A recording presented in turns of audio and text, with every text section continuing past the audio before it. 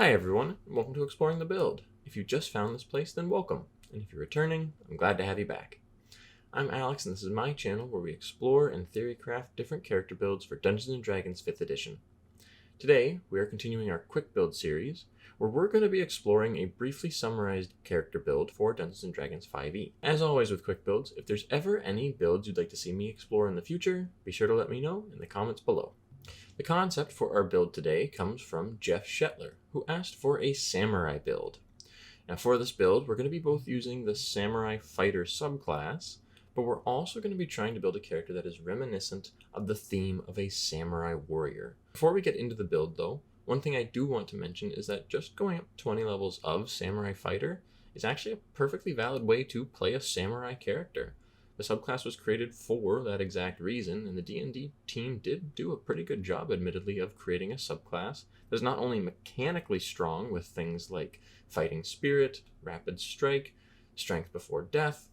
All of those features are actually very good, thematic to the concept of a samurai they tried to capture. With that said though, there are some ways we could probably add a little bit more thematic flair as well as some mechanical benefits. And that's what we're going to try and get through today. Now, when I was considering how to build this character, I was originally considering two separate paths. One is to follow the theme that Samurai Fighter, the subclass, already provides. A warrior with an unbreakable spirit that just refuses to die and will fight until the bitter end. This path would probably mix some of Samurai Fighter with Barbarian, giving us some mechanical benefits in creating a very durable character that can take a lot of punishment, as well as deal out a lot of punishment, before actually being put down. Another really interesting option would be to follow the more noble and honor-bound side of a samurai warrior. To do this, we would go down Paladin and pick up features like Compelled Duel. This would be reminiscent of the samurai who is so honorable that they would rather duel opponents one-on-one rather than fight in a large-scale battle where anything goes. Obviously, neither of those are exactly historically accurate, as samurai were as varied as any regular person is today. But for the thematic flair, those were the two options I was originally considering. Both of these would make very interesting and mechanically strong characters, and I honestly couldn't decide which one to go with. So instead, we're going to be combining both of them, and without any further ado, let's just jump right into the build. Starting the build and character creation with our lineage, we want this character to be able to be any lineage. We don't want to have to pick one specifically to work well with the build. With that said though, I actually really like Half-Orc as a lineage for this build because Half-Orc has the innate ability to just once when they would drop to 0, instead they drop to 1 hit point. And that kind of reinforces the whole samurai theme and the mechanics that are built into the samurai subclass itself of just not giving up until the very, very end and having that little bit of extra strength and willpower to keep going. If you didn't want to do Half-Orc though, you could grab a free feat from something like Human Variant or Custom Lineage. Those are both really good options. And if you were to do that, I would highly recommend Great Weapon Master as a free feat. The reason for this is even though Samurai, again, were very varied in the weapons they used, because we're going for the classic thematic flair of a samurai, I figure we're probably going to be using a big two-handed katana, which I would count as a greatsword just for mechanical purposes, though realistically it's probably more similar to a longsword or some other type of weapon, but you could pick any weapon to use or any feat that you really wanted to. Our stats, we want Strength, Constitution, and Charisma to be our 3 highest. Primarily Strength and Constitution, with a little bit of Charisma. The rest of the stats can be built any way that you would like. For the actual level breakdown of the build, for levels 1 to 5, we're just going up Fighter. We want great weapon fighting because, again, we're going to probably use a big two-handed weapon like a greatsword and count it as a katana. You can pick whatever fighting style works for you, though. We're going to get Second Wind, which is a really great fighter feature, as well as Action Surge from those first 2 levels. At level 3, we're of course going to pick Samurai as our fighter subclass. We're going to get Fighting Spirit as our bread and butter ability. Fighting Spirit, of course, says that as a bonus action, we can just give ourselves advantage on all weapon attack rolls until the end of our current turn. Then when we do so, we also gain 5 temporary hit points. We can use this feature exactly 3 times, and we regain all expended uses of it when we finish a long rest.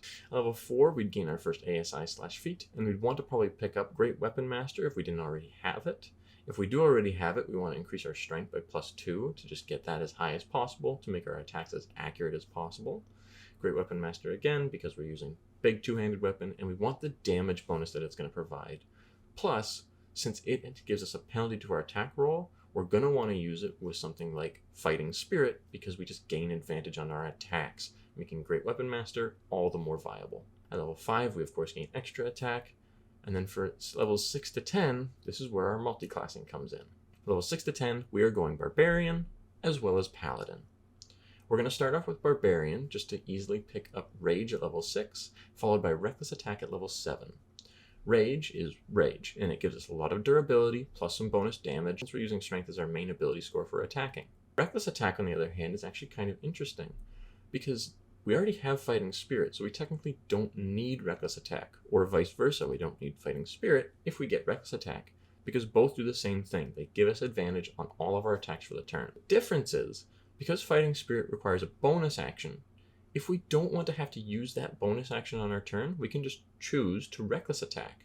We'll have the penalty of all enemies will have advantage against us and their attacks until the start of our next turn, but it's absolutely free advantage on our attacks that doesn't require the economy of a bonus action either. Whereas Fighting Spirit, on the other hand, will allow us to get that advantage without suffering the penalty, assuming we have the bonus action to be able to use. One other nice thing about pairing Fighting Spirit with Barbarian is the temporary hit points.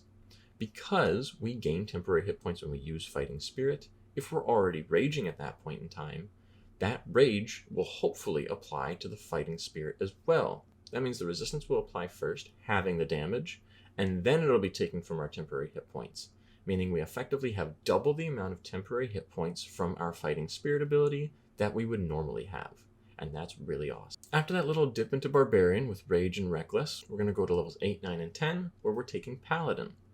Levels 8 and 9 are very straightforward for Paladin. We don't get our subclass or really any choices yet, though at level 9 you do get spell casting, which you can use when you're not raging in combat.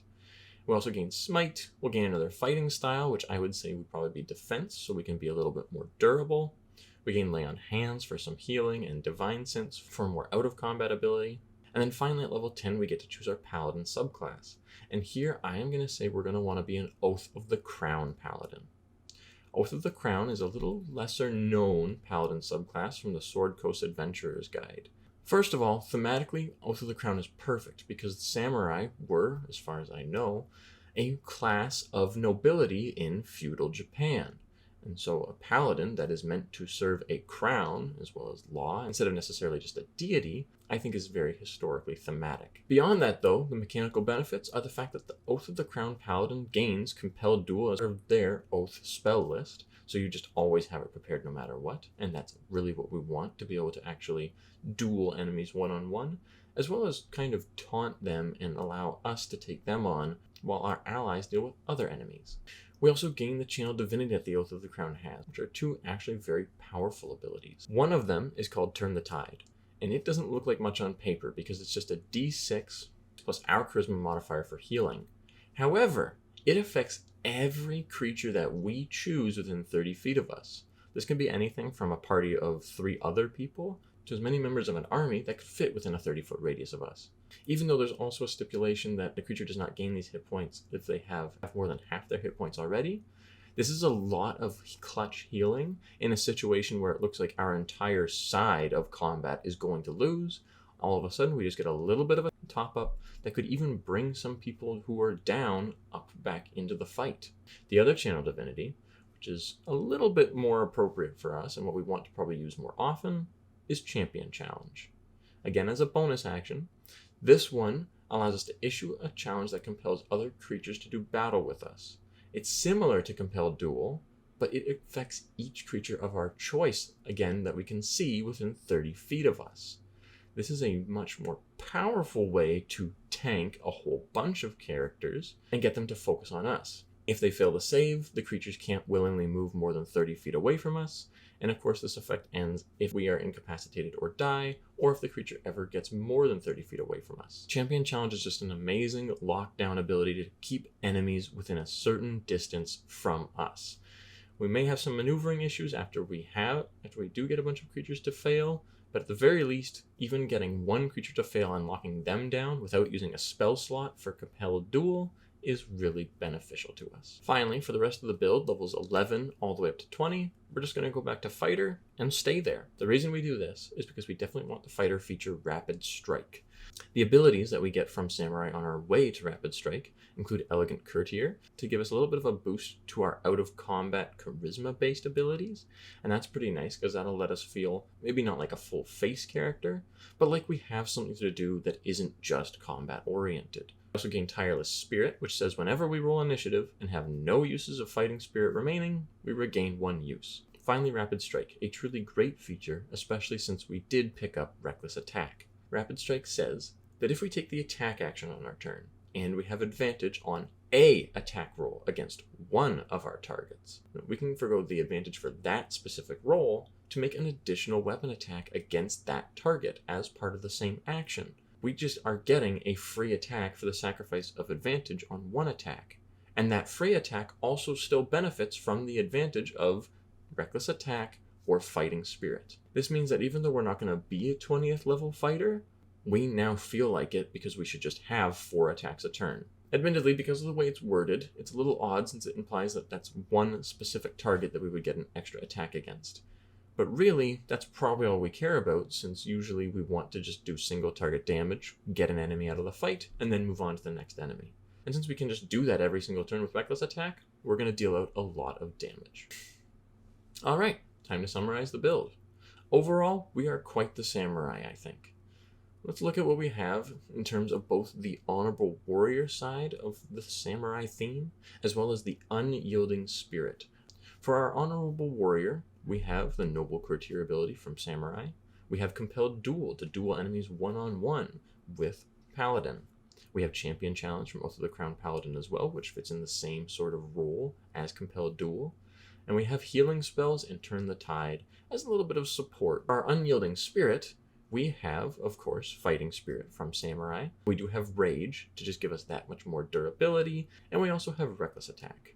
Reckless attack just feels like we're throwing absolutely everything into our swings to try and deal with the enemies, and we are just throwing caution to the wind, knowing that we are just going to push ourselves to the very limit before we go down. Plus, we have Great Weapon Master for a lot of extra damage as well, assuming we are using it when we're attacking with advantage. But of course, you don't have to. You didn't even really have to pick up Great Weapon Master if you didn't want it. We're a very durable damage dealer, but we also have some really good tanking abilities with Compelled Duel and Champion Challenge, meaning we're going to be able to protect our party very, very well, even though that wasn't specifically what we set out to do.